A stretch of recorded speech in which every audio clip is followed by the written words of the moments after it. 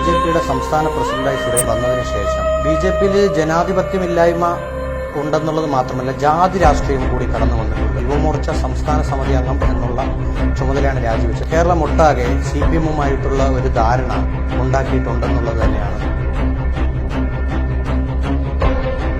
യുവമോർച്ച സംസ്ഥാന സമിതി അംഗം എന്നുള്ള ചുമതലയാണ് രാജിവെച്ചത്. ഞാൻ 18 വർഷമായിട്ട് ബി.ജെ.പിയുടെ പ്രവർത്തനം ചെയ്യുന്ന ഒരാളാണ്. ഞാൻ യുവമോർച്ചയുടെ യൂണിറ്റ് പ്രസിഡന്റ്, മണ്ഡലം ജനറൽ സെക്രട്ടറി, മണ്ഡലം പ്രസിഡന്റ്, ജില്ലാ ജനറൽ സെക്രട്ടറി, യുവമോർച്ചയുടെ സംസ്ഥാന സമിതി അംഗം, അതുപോലെ തന്നെ പാർട്ടിയുടെ വഞ്ചൂർ ഏരിയ കമ്മിറ്റി പ്രസിഡന്റ്, പാർട്ടിയുടെ ജില്ലയുടെ സെൽ കൺവീനർ എന്നീ ചുമതലകൾ വഹിച്ചിട്ടുള്ള ഒരാളാണ്.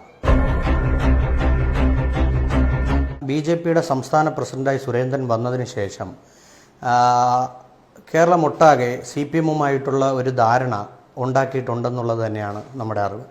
കാരണം ഇപ്പോൾ ഒരുപാട് കാര്യങ്ങൾ അതിലെടുത്തു പറയാനായിട്ട് സാധിക്കും. ഇപ്പോൾ ലോക്ക്ഡൗൺ പ്രഖ്യാപിച്ചതിന് ശേഷം സുരേന്ദ്രൻ്റെ കോഴിക്കോട് നിന്നുള്ള തിരുവനന്തപുരത്തേക്കുള്ള യാത്ര മുതൽ ഇങ്ങോട്ടുള്ള വിഷയങ്ങൾ നമ്മൾ നോക്കിക്കഴിഞ്ഞാൽ നമുക്ക് മനസ്സിലാവും. ഇപ്പോൾ സ്പ്രിംഗ്ലർ അഴിമതി വന്ന സമയത്ത് പ്രതിപക്ഷം CBI അന്വേഷണം ആവശ്യപ്പെട്ടപ്പോൾ സുരേന്ദ്രൻ ആവശ്യപ്പെട്ടത് പിണറായി വിജയന്റെ കീഴിലുള്ള വിജിലൻസ് അന്വേഷണമാണ്. ഹൈക്കോടതി ആവശ്യപ്പെട്ടത് വിജിലൻസ് അന്വേഷണമാണ്. ഇടതുപക്ഷ സർക്കാരിനെ സഹായിക്കുന്ന ഒരു നിലപാടാണ് BJP ഇപ്പോൾ നടത്തിക്കൊണ്ടിരിക്കുന്നത്. വരുന്ന നിയമസഭാ തെരഞ്ഞെടുപ്പിൽ വ്യക്തമായിട്ടുള്ള ധാരണ CPM-ഉമായിട്ട് ഉണ്ടാക്കാൻ വേണ്ടിയിട്ടുള്ള ഒരു നിലപാടാണ് എടുത്തിരിക്കുന്നത്. BJP കേന്ദ്ര നേതൃത്വത്തിന് കോൺഗ്രസ് മുക്തം എന്നുള്ള അവരുടെ ആ മുദ്രാവാക്യം ഉയർത്തിപ്പിടിക്കാൻ വേണ്ടി കോൺഗ്രസിനെ ഏത് തരത്തിലും അധികാരത്തിൽ വരാതിരിക്കാൻ വേണ്ടിയിട്ട് കേരളത്തിൽ CPM-നോടൊപ്പം സഹകരിച്ച് കഴിഞ്ഞ നിയമസഭാ ഇലക്ഷനിൽ 15ഓളം സീറ്റുകളിലാണ് BJP രണ്ടാം സ്ഥാനത്ത് വന്നത്. ആ 15 സീറ്റാണ് BJP ആവശ്യപ്പെട്ടത്. എന്നാൽ CPM അതിന് തയ്യാറായില്ല. കാരണം ആ 15-ൽ പല സ്ഥലങ്ങളിലും CPM-ന്റെ കാൻഡിഡേറ്റ് ജയിച്ചു വന്ന സ്ഥലങ്ങൾ, ഉദാഹരണം കഴക്കൂട്ടം പോലുള്ള മണ്ഡലങ്ങളിൽ CPM-ന്റെ കാൻഡിഡേറ്റാണ് ജയിച്ചു വന്നത്. അവരുടെ ഇപ്പോഴത്തെ ഒരു നിലപാടനുസരിച്ച് 5ഓളം സീറ്റുകൾ BJP-യുമായിട്ട് കോൺഗ്രസ് ജയിക്കാൻ സാധ്യതയുള്ള അല്ലെങ്കിൽ ജയിക്കുന്ന 5ഓളം മണ്ഡലങ്ങൾ BJP-യെ സഹായിക്കാമെന്നുള്ള ഒരു നിലപാട് അവർ തമ്മിൽ ആ ഒരു ധാരണ ഉണ്ടാക്കിയിട്ട് അതിൻ്റെ അടിസ്ഥാനത്തിലാണ് ഇവർ ഇപ്പോൾ മുന്നോട്ട് പോകുന്നത്. BJP-യിൽ ജനാധിപത്യമില്ലായ്മ ഉണ്ടെന്നുള്ളത് മാത്രമല്ല ജാതി രാഷ്ട്രീയം കൂടി കടന്നു വന്നിട്ടുണ്ട്. കാരണം ഓരോ വിഭാഗം അല്ലെങ്കിൽ ഓരോ ഗ്രൂപ്പുകാർ വരുമ്പോഴും അവരുടെ ജാതിക്കനുസരിച്ചിട്ടുള്ള ആൾക്കാരെ, ഇപ്പോൾ ഉദാഹരണത്തിന് സുരേന്ദ്രപക്ഷം അല്ലെങ്കിൽ മുരളീധര പക്ഷം വരുമ്പോൾ SNDP വിഭാഗത്തിൽ നിന്നുള്ള ഈഴവ സമുദായത്തിൽ നിന്നുള്ള ആൾക്കാരെ ഇതിലേക്ക് കുത്തിക്കയറ്റുന്ന ഒരു നിലപാടാണ് അവർ സ്വീകരിക്കുന്നത്. ആ സമയത്ത് മറ്റു ജാതിയോട് അവരൊരു അയിത്തം കാണിക്കുന്ന ഒരു രീതിയാണ് കണ്ടുവന്നത്. കഴിഞ്ഞ ഒരു 4-5 ടേമായിട്ട് യുവമോർച്ചയുടെ തിരുവനന്തപുരം ജില്ലയുടെ പ്രസിഡന്റുമാരെ മാത്രം നിങ്ങൾ നോക്കിയാൽ മതി. എല്ലാ പ്രസിഡന്റുമാരും താഴ്ന്ന ജാതിയിൽ നിന്നോ അല്ലെങ്കിൽ ഈഴവ SNDP ജാതിയിൽ നിന്നോ. ഇപ്പോൾ ഏറ്റവും ലേറ്റസ്റ്റ് ആയിട്ട് യുവമോർച്ച ജില്ലാ പ്രസിഡന്റായിട്ട് പ്രഖ്യാപിച്ചിട്ടുള്ള ആൾ SNDP യൂണിയൻ്റെ നെയ്യാറ്റിങ്കര യൂണിയൻ്റെ കൗൺസിലർ കൂടിയാണ്.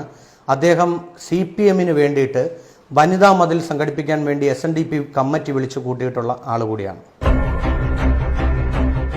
ഈ സുരേന്ദ്രൻ വന്നതിന് ശേഷം പല സീനിയർ നേതാക്കളും പൊതുവെ മാറി നിൽക്കുന്ന ഒരവസ്ഥയാണ് നമ്മൾ കാണാൻ കഴിഞ്ഞത്. ഇപ്പോൾ ഉദാഹരണത്തിന് സുരേന്ദ്രൻ ചുമതല ഏറ്റെടുക്കുന്ന ആ ദിവസം പ്രധാനപ്പെട്ട 1-2 നേതാക്കൾ ഒഴിച്ചാൽ ബാക്കിയുള്ളവരാരും വലിയ സജീവമല്ല. പ്രത്യേകിച്ച് MT രമേശ്, ശോഭ ചേച്ചിനെയൊക്കെ കണ്ടിട്ട് എത്രയോ നാളുകളായി. സോഷ്യൽ മീഡിയയിലുള്ള പ്രവർത്തനം അല്ലാതെ ഇപ്പോൾ ലോക്ക്ഡൗൺ ആയതുകൊണ്ടായിരിക്കാം എന്നും കൂടി വിശ്വസിക്കുന്നു. എങ്കിൽ പോലും ഇവരുടെ പ്രവർത്തനം വളരെ ശോഷിച്ച നിലയിലാണ്.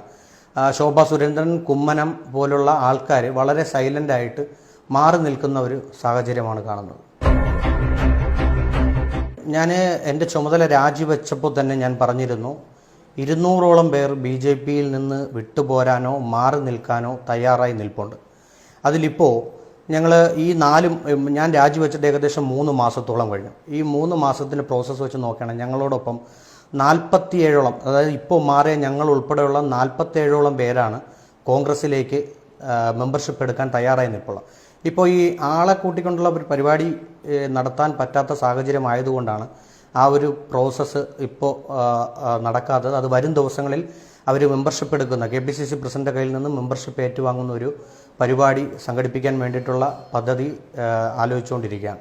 അതോടൊപ്പം തന്നെ ഞാൻ കഴിഞ്ഞ ദിവസം ഈ കോൺഗ്രസിൽ ചേർന്ന് പ്രതിപക്ഷ നേതാവ് സ്വീകരിച്ചതിന് ശേഷം എന്നെ ജില്ലയിലെ വിവിധ ഭാഗങ്ങളിൽ നിന്നാണ് BJPയുടെ പല പ്രവർത്തകരും എന്നെ വിളിച്ചിരുന്നു. പലരും നല്ല രീതിയിൽ അസ്വസ്ഥരാണ്. അവരും വർക്ക് ചെയ്യാതെ പ്രവർത്തിക്കാതെ മാറി നിൽക്കുന്നവരാണ്.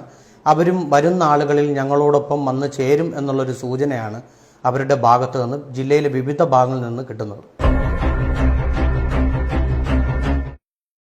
ഇല്ല, കോൺഗ്രസിലോട്ട് പോകാൻ കോൺഗ്രസ്, ഇന്ത്യൻ നാഷണൽ കോൺഗ്രസ് നമുക്കെല്ലാം അറിയാം, കഴിഞ്ഞ 60 വർഷം ഇന്ത്യ ഭരിച്ച ഒരു പാർട്ടിയാണ്. ഇന്ത്യ ഉള്ളിടത്തോളം കാലം ഇന്ത്യൻ നാഷണൽ കോൺഗ്രസും ഉണ്ടാകും എന്നുള്ളൊരു വിശ്വാസമാണ്. എൻ്റെ കുടുംബം ഒരു കോൺഗ്രസ് കുടുംബമാണ്. എൻ്റെ അച്ഛനും അമ്മയും എല്ലാം കോൺഗ്രസ് പാർട്ടിയിൽ വിശ്വസിച്ച് അതിന് വോട്ട് ചെയ്തുകൊണ്ടിരുന്ന കുടുംബം. ഞാനാണ് അതിൽ നിന്ന് പുറത്ത് സംഘപരിവാർ പ്രസ്ഥാനവുമായി പ്രവർത്തിച്ചു വന്നത്. അതുകൊണ്ട് തന്നെ എനിക്ക് കോൺഗ്രസിനോട് ഒരു അടുപ്പമുണ്ടായിരുന്നു. എങ്കിൽ പോലും ഞാൻ വിശ്വസിച്ച പാർട്ടിയിൽ നിന്നുകൊണ്ട് എനിക്ക് കോൺഗ്രസിനെ പല സമയങ്ങളിലും നിശ്ചിതമായിട്ട് വിമർശിക്കേണ്ടി വന്നിട്ടുണ്ട്. പക്ഷേ ഇപ്പോൾ ആ തെറ്റ് ഞാൻ മനസ്സിലാക്കുന്നു. കോൺഗ്രസിനോടൊപ്പം അതുകൊണ്ടാണ് ചേർന്നത്. നാളൊരു സമയം ഇന്ത്യ BJPയുടെ കയ്യിൽ നിന്നും കോൺഗ്രസ് തിരിച്ചു പിടിക്കും എന്നുള്ള ഒരു ഉറപ്പ് എനിക്കുണ്ട്. രാഹുൽ ഗാന്ധിയുടെ നേതൃത്വത്തിൽ കോൺഗ്രസ് ഇന്ത്യയിൽ തിരികെ വരിക തന്നെ ചെയ്യും.